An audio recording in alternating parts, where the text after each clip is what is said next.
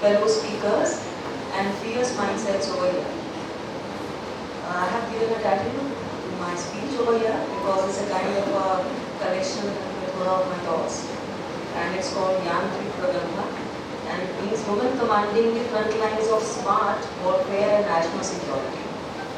So I stand before you not today as Associate Professor of Engineering Chemistry, but I'm also a National Cadet Corps Associate Officer for my college, and I'm leading engineers to get connected with the defense scenarios as well as aspiring engineers and connecting a link between them. So, and from the vantage point, I have witnessed a rising force, women who are no longer confined to the periphery of defense, but now strategically shaping, leading and commanding the future. So I have a Sanskrit quote while I was searching for it. Sri Ram Shakti Rashtrasya Rashanaaya Yantreshu Parinishthita, which means the power of women lies in guarding the nation embedded in the machines of war. So this ancient spirit finds new voice today through circuits, satellites, codes and commands.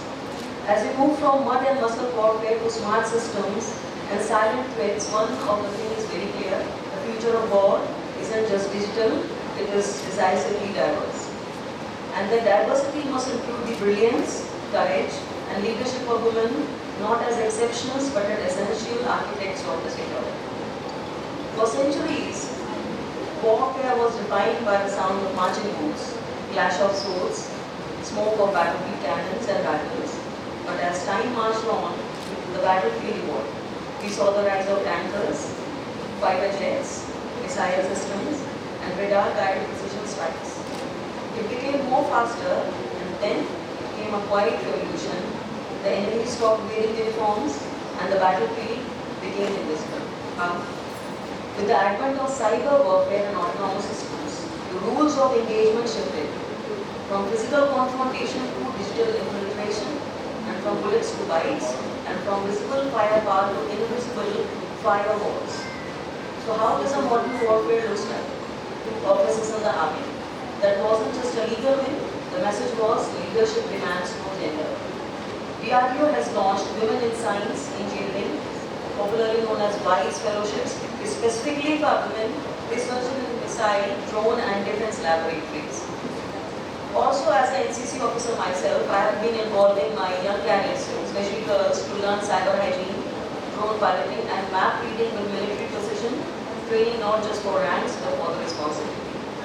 In the United States too, General Lori Robinson became the first woman to head a major Northern Combat Command, and Avril Haines, who is a civilian intelligence and national security report expert, is now the Director of National Intelligence, overseeing some of the most sensitive military operations.